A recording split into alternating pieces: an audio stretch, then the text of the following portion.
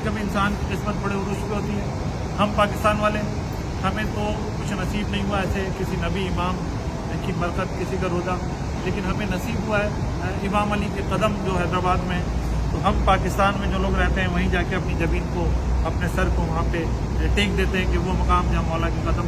लेकिन जब आप मक्का, मदीना, करबला, सामरा हैं तो आपको हर जगह ऐसी जगह मिलेगी जहाँ हसनैन खेल रहे हैं, जहाँ रसूल नमाज़ पढ़ा रहे हैं, जहाँ इमाम अली उनके पीछे नमाज़ पढ़ रहे हैं।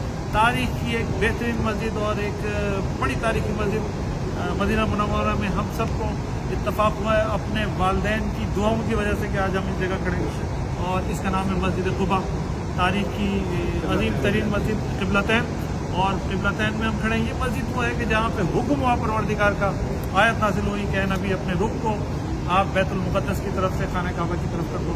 पहले मुसलमान इस तरफ नमाज़ पढ़ते थे रुख करके, और क़िबलतैन की और दौरान नमाज ही जो है वो हुक्म आया तो फिर रसूल ने अपना रुख फेर लिया और इस तरफ यानी खाना काबा की तरफ अपना रुख किया। और उस वक्त से लेकर आज तक मुसलमानों का क़िबला जो है वो क़िबला दोम खाना काबा बन गया, और क़िबला अव्वल जो है वो ज़ाहिर है बैतुल मुक़द्दस है।